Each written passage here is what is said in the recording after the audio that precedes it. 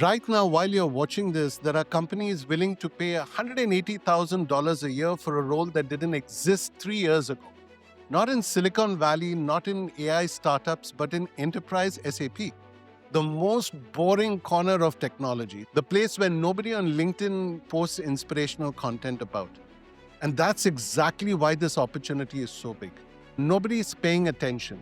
Now, in my previous videos, I talked about what's disappearing, right? I talked about ABAP developers under pressure from clean core. I talked about functional consultants being squeezed by AI and standardization. Basis admins watching the cloud absorb their work. So if you watched all of those and felt worried, then this video that you've just seen is your answer. The SAP ecosystem is going through the biggest structural shift in its 50-year history. Cloud migration, AI integration, platform modernization. So the 2027 ECC deadline is pushing thousands of companies to move at the same time. And every one of these shifts is creating new roles that companies desperately need filled. Now, roles where the demand is growing, by 20 to 30% year over year, where qualified candidates are so scarce that companies are paying premiums that they have never paid before. SAP-related hiring increased over 25% in 2025 alone. So hi, I'm Noel DCosta, and I've spent 25 years in this industry. Over 100 implementations, over $700 million in projects, and I've never seen a talent gap this wide. So the people who move into these 5 roles in the next 12 to 18 months are going to build careers, for the next decade at least. So let me show you what these are. So starting at number 5, this one's here not because it's the least important, it's because it's the least obvious. And that's what makes it so valuable. So I'm talking about the SAP Cloud Security Architect. So here's the problem. Every company moving to RISE with SAP enters a shared responsibility model. So SAP manages their infrastructure security, and the client manages the application security, the identity and access management, data protection, compliance, right? That split sounds simple on paper. In practice, it's a mess. So SAP Insider benchmark from early 2026, found that 62% of live RISE customers rigorously follow shared responsibility guidelines. Now, only a third conduct regular monitoring and auditing. Now, think about that. Two-thirds of companies running SAP in the cloud don't have a proper security governance. Now, that's not a skill gap, that's a crisis waiting to happen. The person who understands SAP's authorization concepts, GRC frameworks, identity management, and can map all of these to the cloud security models across AWS, Azure, or GCP, that person basically doesn't exist right now. Now, there aren't enough of them anyways. Cybersecurity hiring reports for 2026 shows that cloud security architects and DevSecOps engineers were among the hardest roles to fill across all of enterprise technology. Not just SAP, all of it. So the earning potential, a senior SAP security cloud architect in the US are pulling around $150,000 to $180,000. Now, if you add cloud certifications like CISSP or AWS security specialty on top of SAP GRC experience, you're looking at $180,000 to $210,000.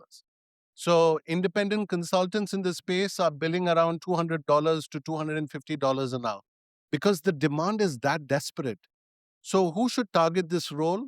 I would say current basis admins with security experience, GRC consultants, anyone who's been doing SAP authorization design and wants to move up, they're the best candidates. Now, the bridge is cloud security certifications, right? So you need to have done your CISSP, CCSP, AWS security specialty.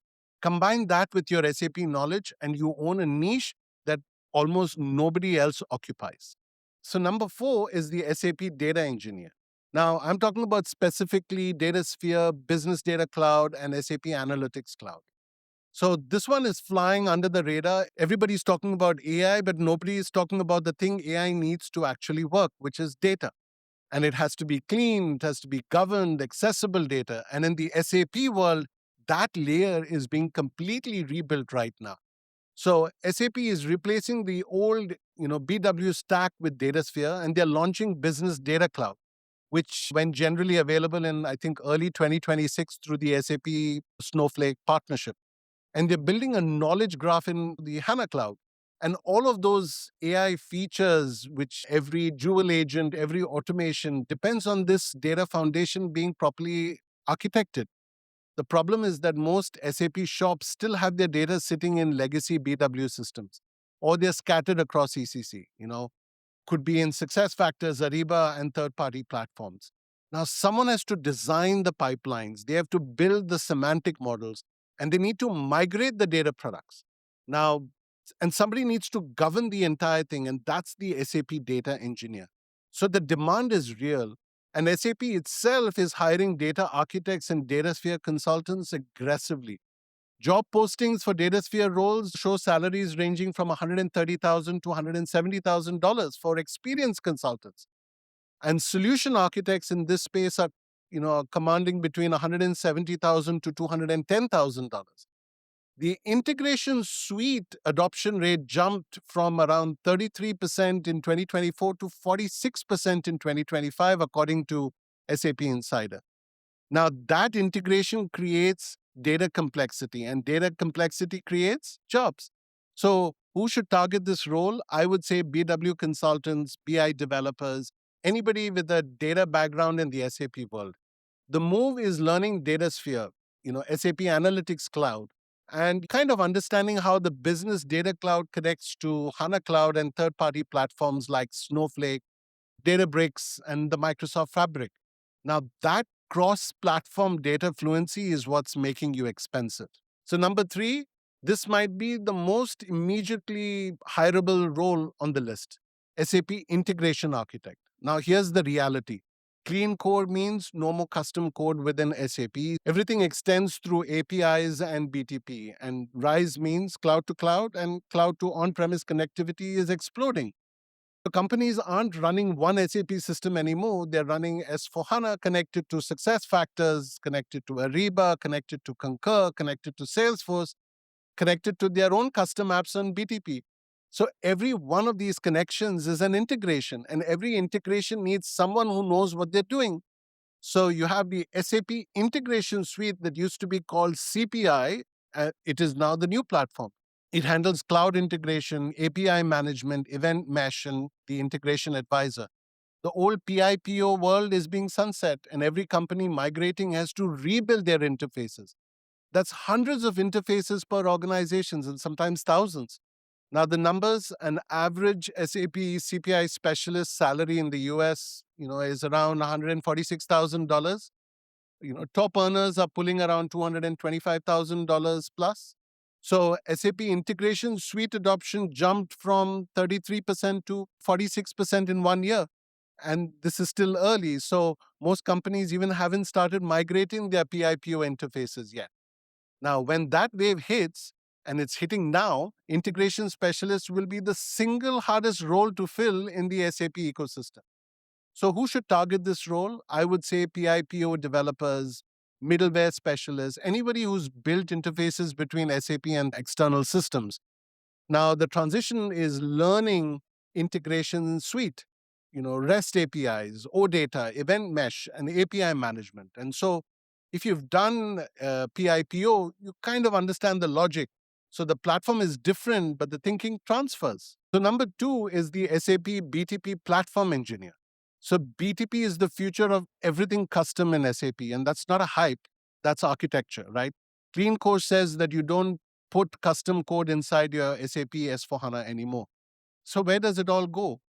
BTP extensions, side-by-side apps, custom Fiori applications, workflow automations, AI integrations through Jewel Studio. All of it runs on BTP. And a BTP platform engineer builds cloud-native applications using the cloud application programming model. Now, which is capped with Node.js or Java. Now, they deploy all of this to Cloud Foundry or Kyma, and they work with the SAP build for low-code extensions. So they manage the CI/CD pipelines for SAP development.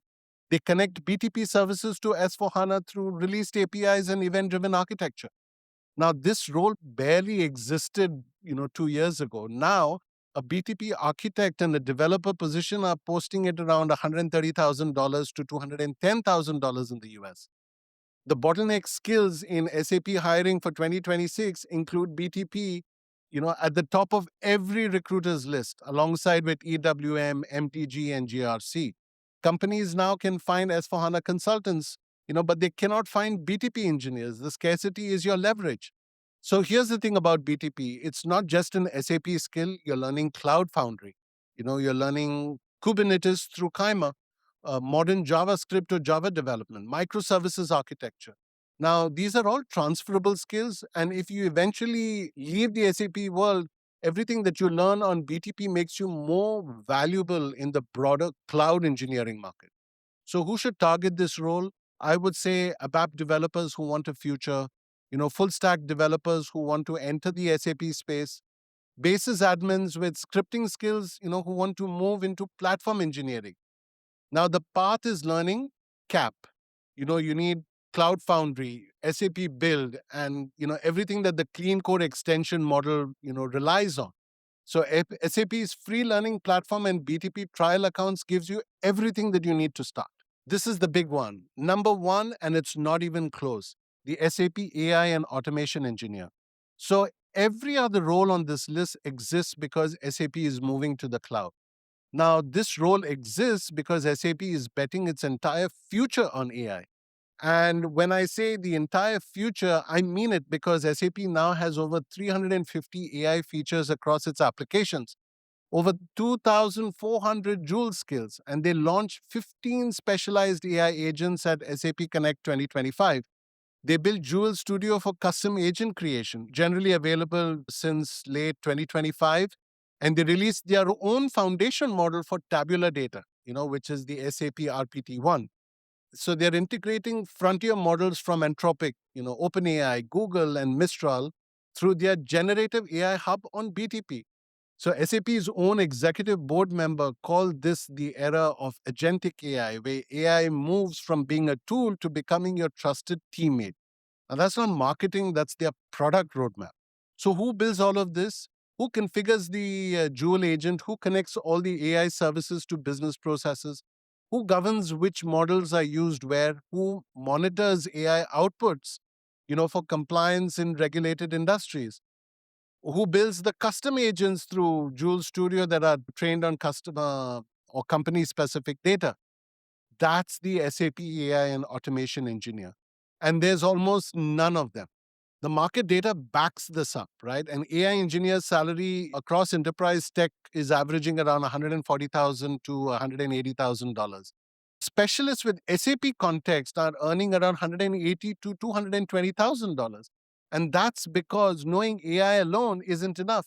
You need to understand SAP's business processes to make AI useful inside the ERP. And knowing SAP alone isn't enough. You need to understand prompt engineering. You need to understand model selection, AI governance, and agent orchestration.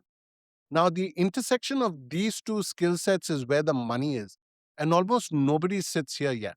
So, research shows that 43% of organizations say that AI now influences their ERP decisions. And that is up from 14% in 2023. Now, that trajectory is vertical. So companies aren't asking if they need AI in SAP anymore. They're asking who's going to build it. And if you're that person, you name your price. So who should target this role? So functional consultants who understand business processes and want to add AI skills, or developers, who learn Joule Studio and the AI foundation on BTP. Data scientists who want to specialize in enterprise applications. The path is learning SAP's AI foundation, then, the Joule Studio agent builder, the prompt engineering, and understanding how AI agents connect to SAP business workflows. Now, the person who can walk into a boardroom and explain how a Joule agent will save them $2 million in procurement costs, that person will never be unemployed. So, 5 roles we talked about: the cloud security architect, the data engineer, the integration architect, the BTP platform engineer, and the AI and the automation engineer. So, every single one of them is tied to a structural shift that's already happening. Now, this is not a prediction, it's not a roadmap slide. This is actual demand, actual job postings and actual salaries. And you can check this on LinkedIn. So these 5 roles are where the displaced talent needs to go. And the ones who move first will have the biggest advantage. And here's what I want you to do. Drop me a comment and tell me which role interests you most and what your current background is. And I'll tell you the fastest part from where you have to go from where you need to be. And I read every comment, and you can see that in my responses below. Now, if you're making those career decisions in enterprise technology, there's a bigger question you need to answer first. And that one affects, everything on this list, right? Is SAP the right bet? Or is Oracle catching up, So the next video is all about Oracle or SAP. And I'm going to break down both these ecosystems honestly and tell you where I'd put my career if I was starting today. So thanks for watching. Subscribe to my channel. I'm Noel Benjamin DCosta, and I'll see you in the next one.